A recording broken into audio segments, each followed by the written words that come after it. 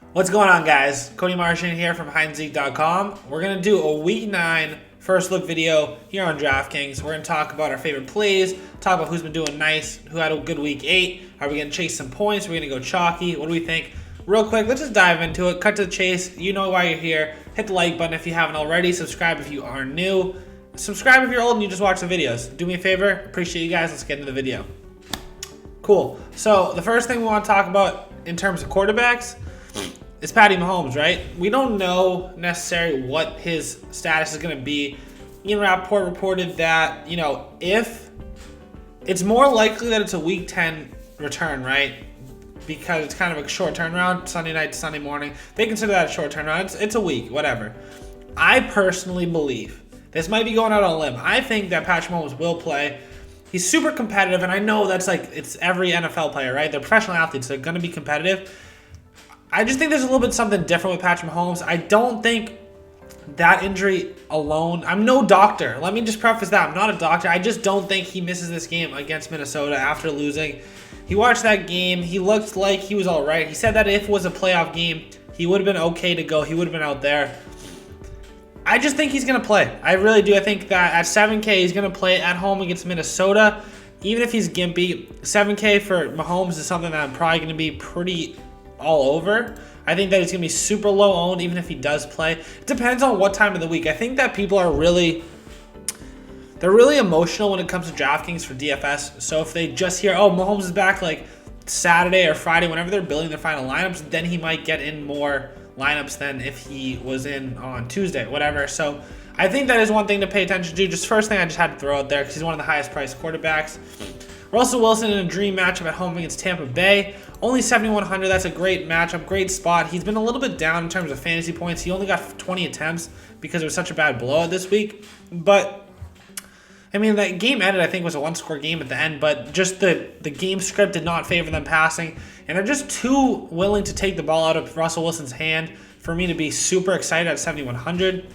So I'm just going to skim the quarterback, see what pops up. My boy Matt Stafford, obviously I'm not going to play him at 6,800, even against Oakland, but this is my guy. I'm so pumped that he's just having a comeback season, almost 2,100 yards, 16 touchdowns, 4 interceptions, baller, prettiest deep pass in the NFL. I know Patrick Mahomes exists. That's my dude. But Stafford just throws a deep ball better than I've ever seen. Jameis, Sam Darnold against Miami, 59. Wentz at 57 in Chicago. Jacoby, 56. Derek Carr at 5,500. I'll probably be very interested at Derek Carr for 5,500. We just saw what Daniel Jones just did to the Lions defense with 4 passing touchdowns. He's at home. He's had, pretty much right around 30 pass attempts a game, and he's done all right. He has a pretty decent completion percentage as they have it for a season. They do not, but it's pretty rock solid. I do like his weapons. Darren Waller's been a beast. Tyrell Williams looks back and healthy. I do like Derek Carr at 5,500. That's very, very enticing. Ryan Tannehill at 5,300. Kyle Allen at 52. Baker down at 5,100. Wow. At Denver, tough matchup again, but at 5,100, Baker is finally very much in play for me this week. Mitch Trubisky at 5K, they just want us to play him, huh?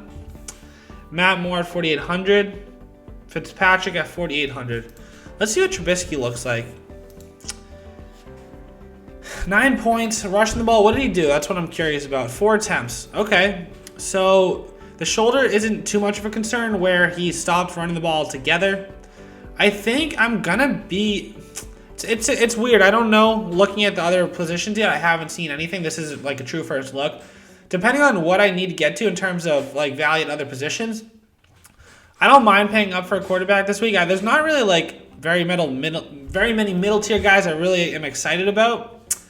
And I'm very intrigued about Baker and Mitch Trubisky, but let's just throw in Derek Carr to start at 5,500. Pretty low price, great matchup. He's getting the volume. He's at home. I do like that so far to start off. Heading over to defenses, the first thing that pops out to me, right, I want a defense that has been performing well. I do like the Panthers at home coming off a tough loss at 2,800. The Steelers at home against Indianapolis. I love that defense. I'm a huge Steeler defense fan this year. They can just get after quarterbacks so well. 2,400. I know Jacoby's just tough to bring down, right? Who'd they play this week? Denver. Is Denver on this slate? What did they do against Jacoby? They got to him 4 times. 7 fantasy points. And this is a pretty solid defense for Denver. But that was in Indianapolis. It's tough to go up there. Let me go. It's been pretty shitty weather up here in New England. Hopefully it's the same in Pittsburgh. I think I'm going to start with Steelers defense 2,400. The other one I really do like is the Panthers at 2,800. Going back home after a tough loss. Boom. Cool. Right away, we got our quarterback in. We got our defense done. Just for that, you should like the video if you haven't already. Let's hop over to the tight end position. Our other onesie. Basically, we got some studs at the top. Darren Waller would be a nice little stack with Derek Carr. Zach Ertz down at 4,700. He's definitely been a miss this season so far. If you were super high on him as one of those top tier guys, but he's still getting good volume. Except for last week at Buffalo, they didn't throw the ball as much. I'm not super worried about that.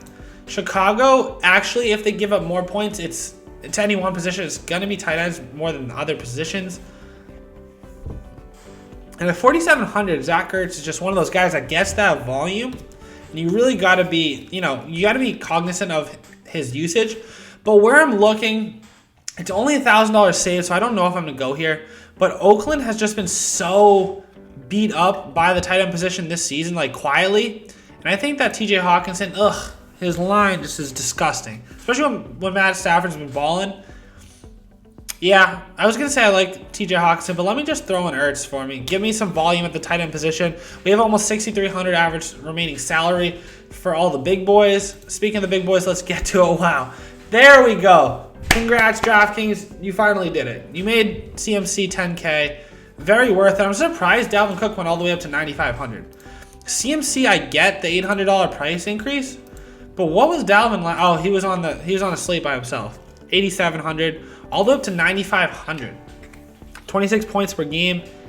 There's definitely a drop-off between the top studs and then everybody else. I wonder why. I think it's good. I think CMC needs to be 10K or above. And doesn't mean I'm not going to play him. I played him this week at 9,200 in a tough matchup.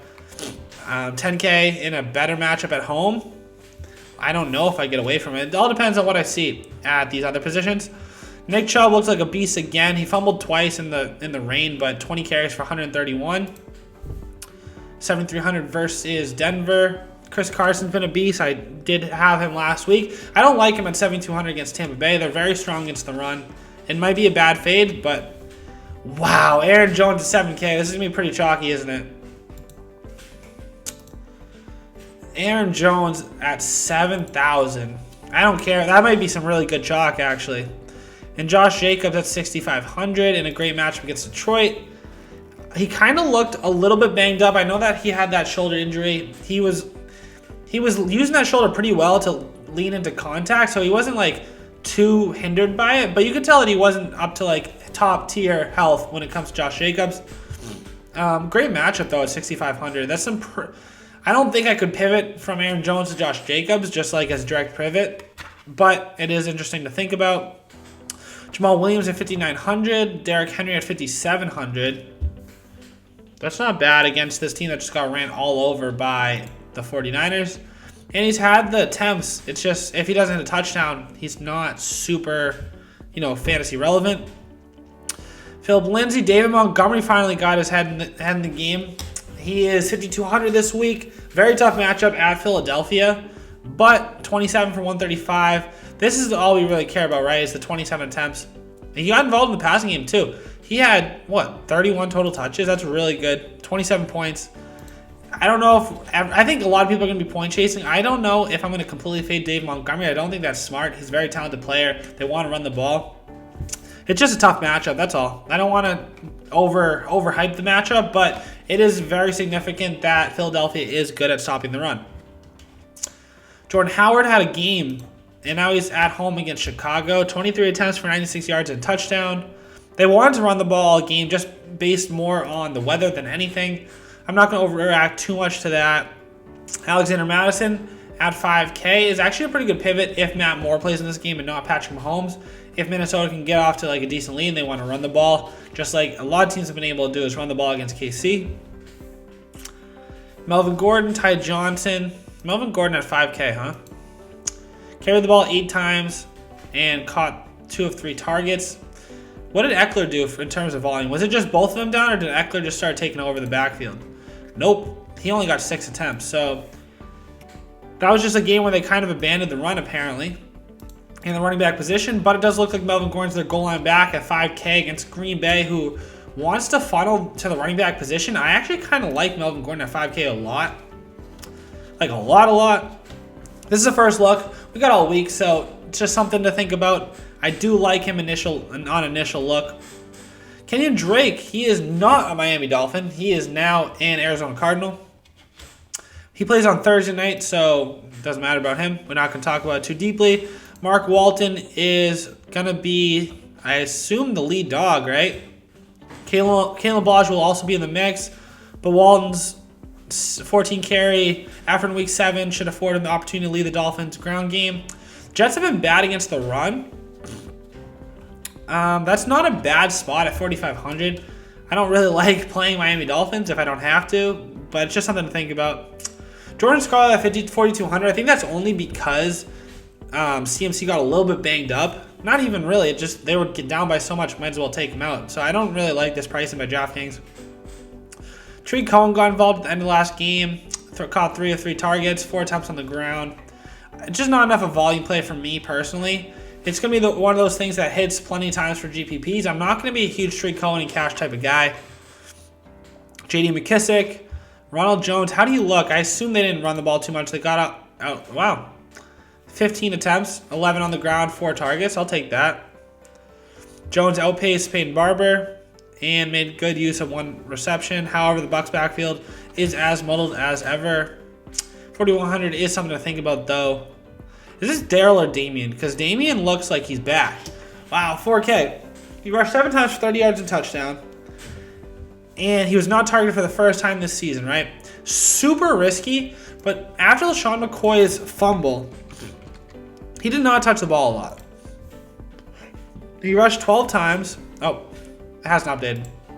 But he didn't touch the ball a lot after that fumble he had last night. So just be wary of Damien Williams at 4K. That could open up some great value if he's going to be the starter against a tough matchup. It doesn't matter. He catches the ball. They use the running back in position enough. What else we got? Anything really important? Trey Carson did well, right? 12 attempts. All right. I think that led the team, but definitely nothing that's relevant to us. Wow. Should we just go like Damian Williams and CMC and we'll see what happens? Sorry about that. Damian Williams. Let's go Damian. Because I'm a huge Damian Williams type guy. If I could throw in my flex, just go CMC. Keep things simple. Wide receiver. Let's see what we open up for value before we even do that. Kenny G, Stephon Diggs, Tyler Lockett. Wow, that's a great matchup for 7,500. Who? Tampa is playing Seattle. Are we thinking it's a Mike Evans game, or do we think it's a Chris Godwin game, right? That's kind of the game that we play this season. 12 targets last week for Evans, and he got the 2-point conversion.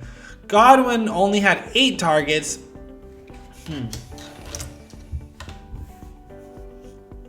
I don't know. I'm going to have to dig deeper into the defense this week for Seattle, let you know what I think about how they defend against the wide receiver position overall.